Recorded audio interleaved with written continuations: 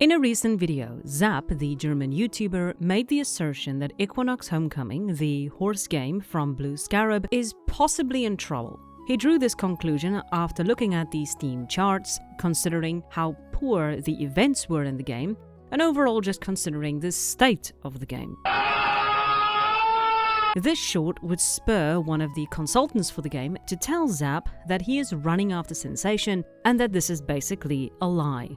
But is it? And is there any way to really see if the game is healthy or slowly staggering to a halt? The answer to that question I found was nuanced, because the low Steam numbers are not the only problem with Equinox. From bad publicity to clunky game design, Equinox Homecoming suffers from a lot more than just dwindling interest. But does that mean the game will die? Can it still be saved, or is it actually on life support? I do want to be clear here, I like Equinox, despite its bugs, random crashes, lack of content, very glitchiness. This game has grown a lot since early access. I do think there is something here, so if you're considering buying it, I'd say to give it a shot. You'll definitely get your money's worth. But the question still is, why is this game's numbers so poor? Is it just the poor state of the game, or is there more going on?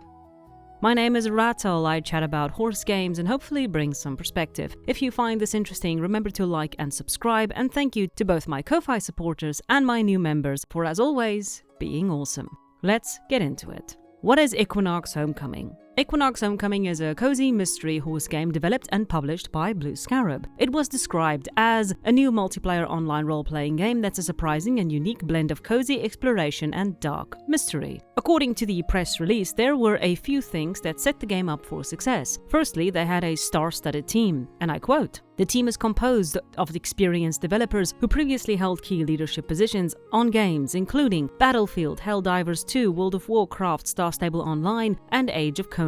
Equinox Homecoming is the company's debut title." Secondly, the developers seemed aware of the issues that plagued horse games, and I quote, "What if we gave this audience half of the respect that we financially provide to all these other projects?" he continues. How would this demographic react? That demographic being horse gamers. And so Equinox was funded. On the 14th of July 2024, they announced a $7 million seed from NetEase, and over the next year they built their game with people from all over the industry lending their expertise. People who worked on it expanded from excellent sound designers, great storytellers, and talented developers. Although the funding was only announced about a year before early access, I'm assuming that they had a concept to showcase to NetEase to receive their funding. So development didn't only start a year before early access, instead development more than likely just picked up significantly after funding was received. Before the game was launched, a few things were made clear. This would be a multiplayer, a story-driven game, and they took inspiration from The Rift, a Red M server,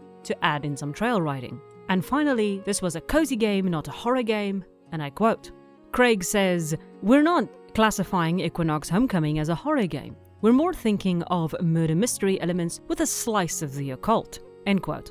This painted a very clear picture of what they were trying to create, and over the course of a few months, they worked hard on this game. The game would finally be released into early access on the 8th of May 2025, and as they promised, we received an MMO with a rich story. The initial early access launch was actually pretty well received, with a very positive rating on Steam at the time, but there were problems, specifically the unfinished state of the game. The game was buggy, crashing, stuttering, glitching, and breaking. The stability was not up to par at all, which already made players concerned. If such a star-studded group of developers launched such a broken game, what was going on in development? This eroded the trust of the player base. They had already placed their trust in this company that boasted veterans and $7 million, and yet the game was launched in this state? But that wasn't the only problem. The game was also empty. Although the game was in early access, players found themselves quickly running out of things to do. The core gameplay loop was basically ride horse, race horse, level horse, then find quest, finish quest, level horse. Then, once the horse is leveled, attempt the race again to see if you could break your record.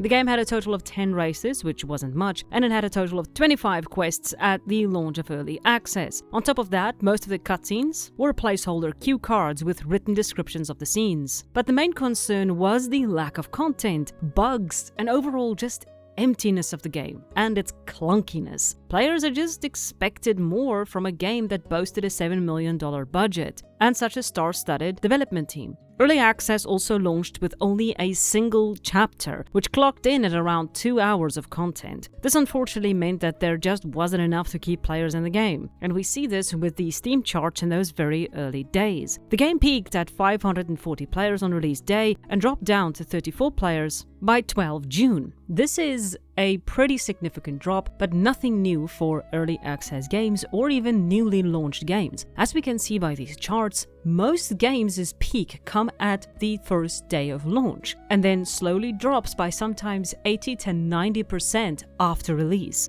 The concern, rather, is the lack of players on that first day, the very small number of players who decided to buy this game. 500 is a pretty small number for a game that is supposed to be the next big horse game. It's not exactly very promising. We also do have to acknowledge that because the game was only announced about 6 weeks before its launch, this is more than likely why we had so few players at the launch of Early Access. Which does make a lot of sense when we consider that, 6 weeks isn't a lot of time to sort of create a buzz around a game.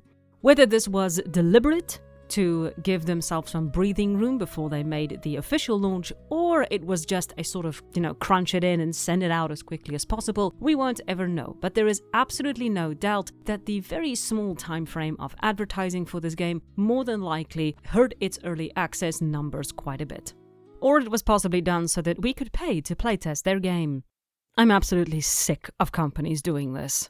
Moving on. The next point worth mentioning is the early access adoption policy they had. Basically, once the game was fully released, it would have a monthly subscription fee, but if you bought into the early access, which at the time cost $25, you would have a lifetime account, meaning you wouldn't have to pay for the monthly subscription. People who did pay for subscriptions would get extra rewards every month. This was their monetary plan for the game, which seemed fair, but at this point in time, with so little content, the game simply did not warrant a monthly subscription. Still, it was early days and the game could change a lot before release. But then the AI allegations hit. The team has always been against AI, sort of. In an article from Massively Overpowered, it stated, Equinox Homecoming will indeed be utilizing AI tools for its development, but according to studio CEO Colin Craig, it will not be used to regurgitate stolen art or assets. In fact, Colin's interview with Games Radar showed how he is deeply against how other game studios are using AI tech. Colin goes on to say that AI is being used as a tool to help developers, not to replace artists. They would also make it clear in their Discord that they do not support the use of AI. On the 11th of May 2025, I would make a post on the Equinox Discord pointing out that the main page for Blue Scarab, their official website, seemed to host an AI image. I pointed out the discrepancies in the art and said to them that it's fine to use AI, but just be clear about it. But I was not the only one who had noticed AI usage in concept art and in-game. A few other players pointed out that the portraits of the characters on the evidence board were also AI, and with the Dark Rider concept art also sported AI artifacts. It very quickly devolved into an argument, with Colin, the CEO, adamantly refuting these allegations, going so far as to say that the artists were getting angry.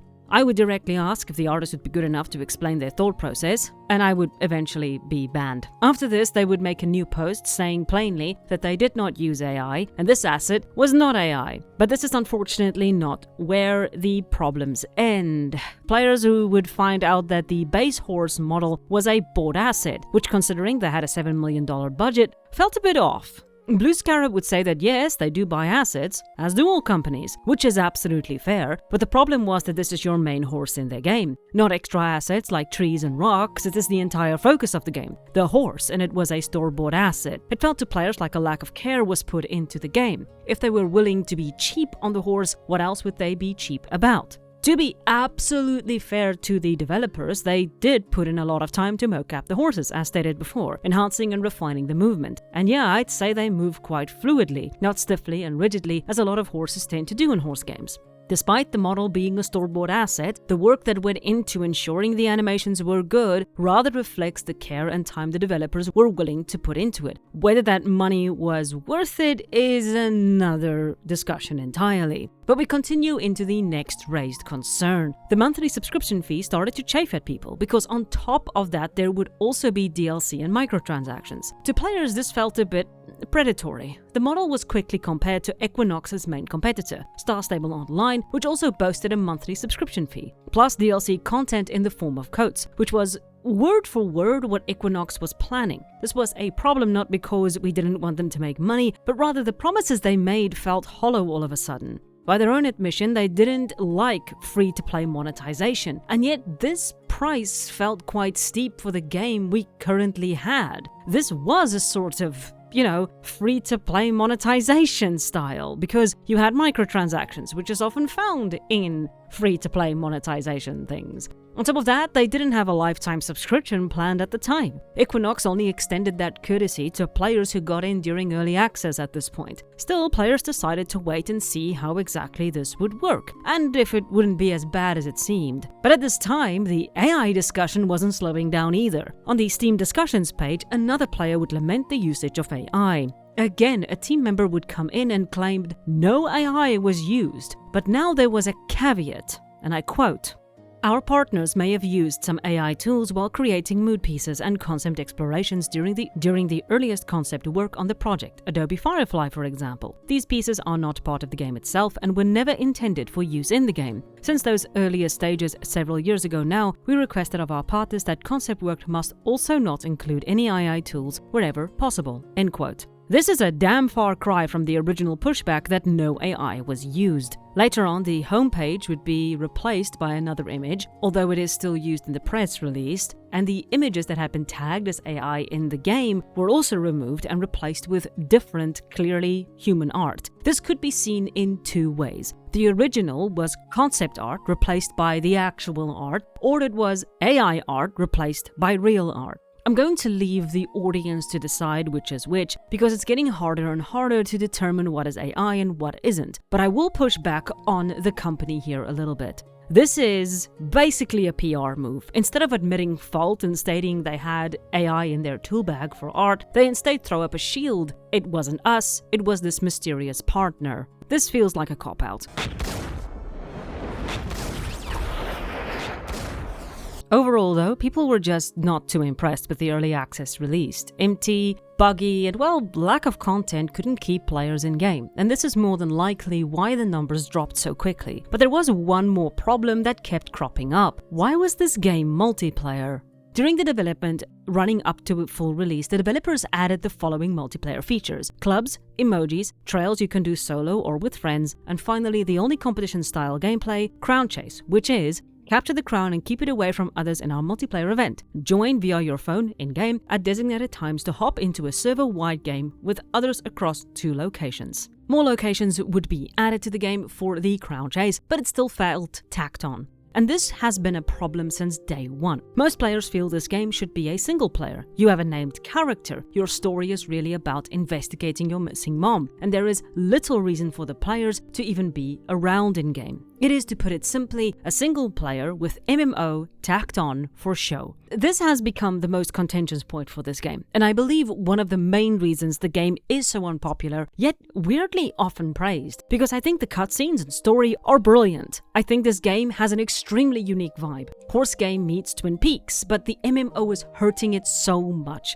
I'll give an example. The main gameplay loop is riding around, completing quests, leveling horse, leveling gear, doing races, and trying to beat your high score. The more you level, the better the horse's movements are. This is basic progression and gameplay in games with leveling. A character needs to feel weak at the start and grow stronger, or at least different over time. Otherwise, the effort feels worthless. This is why Oblivion was criticized back in the day. It had the scaling system, which meant that all monsters leveled with you, making you feel like you're on a perpetual plateau. In MMOs, this is compounded, because you need to justify a lot of hours in-game to make the starting and end-game character feel very different from each other. Otherwise, it feels like there's no progression. And this is where the XP sink comes in. A bar that needs to be filled and filled and filled to make you stay in-game, just to see it level and eventually feel a stark difference. In Equinox, the developer's progression is directly linked to the horse, so to make the horse feel it's getting better, they nerfed it from orbit, which makes sense for an MMO, but the impact is felt in a way that isn't kind to the game.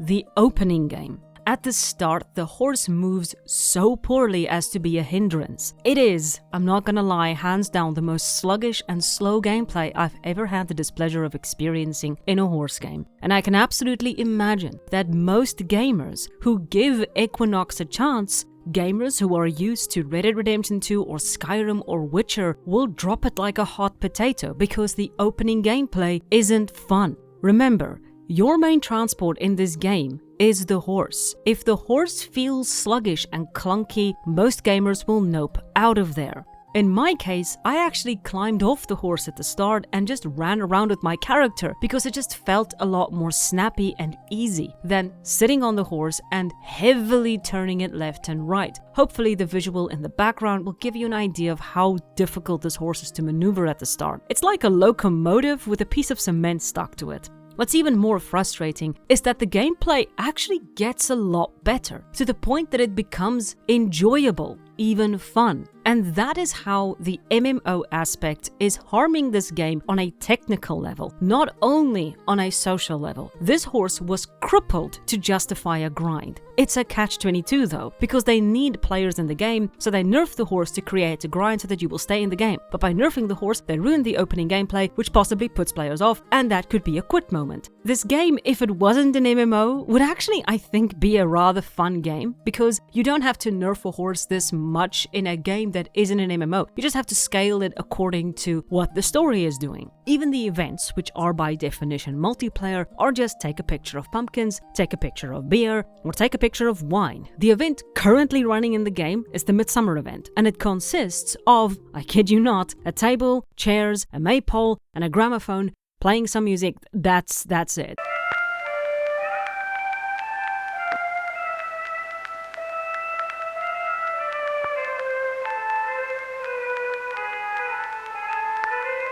They actually attempt to kind of spruce up these absolutely pitiful events in their devlog by saying, and I quote, "One of the most consistent pieces of feedback we receive is that players don't want seasonal events to be separate from Alderwood. You told us you wanted events to feel natural to the world, something that enhanced the environment without interrupting it. That feedback led us to focus on events that fit into your routine, activities that reward exploration, seasonal changes that felt atmospheric rather than overwhelming. Instead of isolating seasonal events from gameplay, we work to incorporate them with how you play. We see them as an opportunity to help Alderwood to feel more lived in. This led us to implementing visual changes such as decorations, limited time activities like scavenger hunts, and even unique cosmetics whenever our art team can prioritize them." They basically just blame the players for the shit events. But with the early access and drama behind us, the developers could now finally look towards full release. The Equinox team worked hard to update and refine the game in the following months. On the day of launch, this is what we had: 42 main quests, 37 side quests, 48 weeklies, and 20 races. Foraging for items was also added to be eventually used in the Farrier upgrade system. You can upgrade all of your gear, which is damn awesome. They also added currencies to purchase cosmetics and horses, environmental jumping, vanity equipment slots, new cosmetic slots that you look fabulous and enjoy other item stats. This is again very awesome. A hairdresser, giving freedom of modifying your character, even changing their gender anytime you want. Customization for horses were also added, specifically the cream mane and tail. Fast travel points and radio in-game were also added for both quality of life and some atmosphere. This really helped to flesh out the game and give players an average of around 8 to 11 hours of content according to the developers. The updates were solid, and it appeared the devs were really listening to the players and what they wanted. For example, the environmental jumps was something that the players begged for, because the traversal of the game is very clunky and we needed to be able to jump over fences just in order to shorten some of the runtime. Another example are the horses. You could purchase new horses, but each horse had a little quest you had to complete before getting it. Plus, you can easily change the horse up to make it more uniquely yours. This solved a lot of problems for players who wanted not only stories alongside their horses, but also some customization along with it. So instead of paying $5 for every coat, you basically paid $5 for a story and then a bit of customization. Finally, the largest change they made was abandoning the subscription model, where before the game was $25, it now cost $15. Plus, it was a one-time fee with a rider pass, a lifelong bonus you can purchase in-game. The subscription model was abandoned, and I can understand why. Firstly, it simply did not warrant a subscription because there just wasn't enough content to justify it. And secondly, they clearly just didn't think this through. In games, you need a goal. Without a goal, MMOs struggle to retain an audience. A goal can be anything. Level your character, defeat this dungeon, break my high score, or just create a club and hang out with people. The rewards for achieving that goal should also be enticing enough for a player to work towards it. Equinox uses the grind for Elders, which is a premium currency, as a means to reach those goals. Cosmetics. Once you have enough Elders, you can purchase new horses or gear in the shop.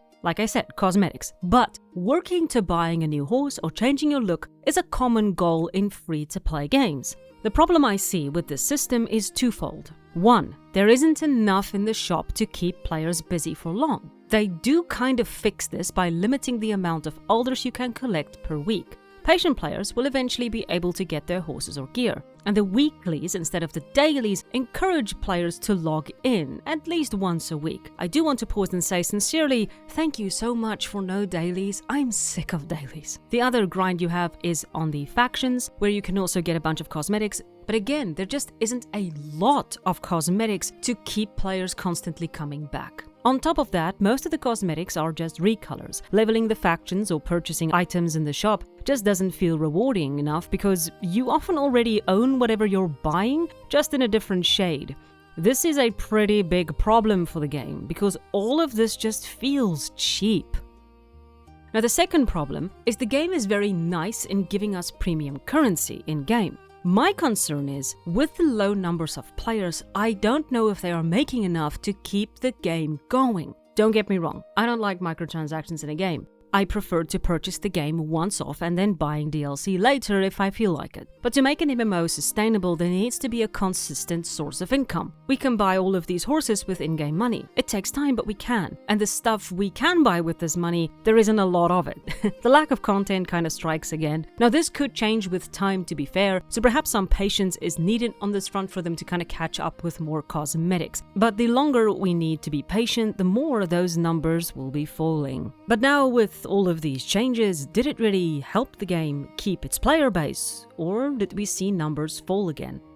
The launch day was promising, capping at 1,149 players, which was almost double what they got on their early access launch. So, a good start. The numbers went down to 400 within a few weeks, then saw a sudden spike to 600, down to 200, and stuck around the 100 until it finally dipped down to 30 players, where it jumps between 30 and 100 before Chapter 5. On paper, this sounds worrying, and it is to an extent. If we look at the numbers before launch, we see that the game is stuck around 50 players constantly. But now we had players constantly coming back. These spikes we see are more than likely players joining up to play the Crown Chase or just a different time zone. If the former, it could mean that more multiplayer features could help the game tremendously. The Crown Chase is at least pretty fun. Oh, never mind, it crashed. Yeah, that's something else they're going to have to fix at some point. The game is so buggy and glitchy. I really think it needed to be in the oven for another few months before dropping it into our laps. It needs a lot of polish. Overall, the launch is definitely better than the early access. It still needs polish and work, but I think most players who play the game can see the potential within it now. But now we can look at the last update for the game, Chapter 5, and if this had any positive effect on Equinox. Chapter 5 updated with 5 new main quests, 6 side missions, and 6 weeklies, plus the stupid, bloody Midsummer event. Not a huge update, but it did bring us to the Hollow Vale, a brand new liminal space clearly based on Lovecraftian horror and possibly star-stable, but we'll get into that. This new liminal space, I believe, will be opening the door for more gameplay, but this is just speculation, so we'll have to wait and see for the newest update. What it also introduced was a horror scene.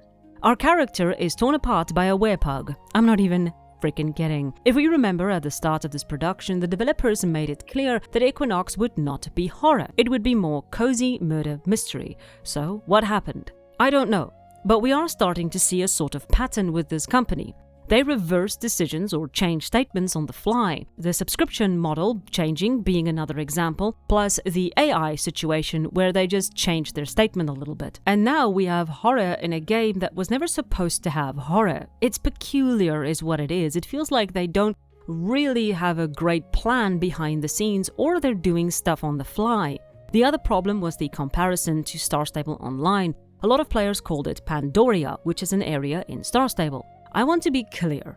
Liminal spaces, warped planes of existence, is nothing new for games. It is part of games and horror stories, as deeply as the insanity mechanic. I have no qualms with them designing something like this. It is clearly based on Lovecraftian horror. But now, why are people convinced they are stealing from Star Stable Online? Simple. Both are horse games, both are online horse games. Pandoria and the Hollow Veil are both pink and purple in color, and finally, a creator in Equinox worked on Star Stable. It is very easy to draw parallels and comparisons when things are standing next to each other. But if we consider these spaces in a vacuum as separate entities with no connection to each other, they are unique and different enough to stand on their own, especially why they are there. Same with the Dark Rider in Equinox and the Dark Riders in Star Stable. The biggest concern is the shared name, but they have completely different roles within their separate stories. However, we can look at it a bit more cynically. We can absolutely say that they named their rider after the Dark Riders so that when people searched Dark Riders in search engines, Equinox would pop up along Star Stable. This is absolutely not impossible because the company is very focused on marketing. The game is supposed to be the ultimate horse game, and they have done their research into what players like. The next problem was the update was very small. In total, it gave players around 25 minutes of gameplay for the newest chapter. Equinox updates around once a month. But we waited 2 months for Chapter 5, which means 2 months of wait for 25 minutes of game. And I do think Chapter 5 finally answers the question, is Equinox dying, and by extension, was Zap correct in his assertion? Equinox has a very deep trust issue with players, not just because the game has bad numbers, but also because the optics surrounding the game is actively harming it. We have seen this throughout this entire video. The AI allegation, the comparison to SSO, the terrible bugginess, the lack of content, the lack of cosmetics, the lack of goal, the store-bought asset, the lackluster events, this constant push and pull between single player and MMO, all of these concerns erode and hurt trust, making players abandon or even avoid the game entirely. It is just a situation of too much piled onto a single game. Although I can't say for sure if the game will die, Zap is correct in that these numbers are concerning, because even after this Chapter 5 update, which sort of was a bit of a shock value to the story and introduced a brand new area, we saw a spike to 300 players and it is dropping back down to 50 again. And these numbers won't go up until Equinox can fix the trust issue it has between player and developer. The next question, can this game turn it around? Before Chapter 5 was launched, I sat down from Friday to Sunday and played this game non-stop. And I had fun. 20 to 30 hours of fun. I really started to enjoy the long distances, as collecting resources equated to upgrading gear, giving me a reason to explore. I enjoyed the random quests I picked up, some of them surprises. I enjoyed the gameplay later on as the horse leveled up, and I very much enjoyed the characters and stories the developers had built into this world. I want to punch Misty in the face. Also, this deer is dead. But it needs a lot of work. Right now, I can see something special here, truly, and if you're considering to purchase this game, please do, you are going to get your money's worth. But Equinox needs to figure out how to alleviate the problems before it can be polished into a shine, and to have that polish mean something, they're going to have to win back the players' trust.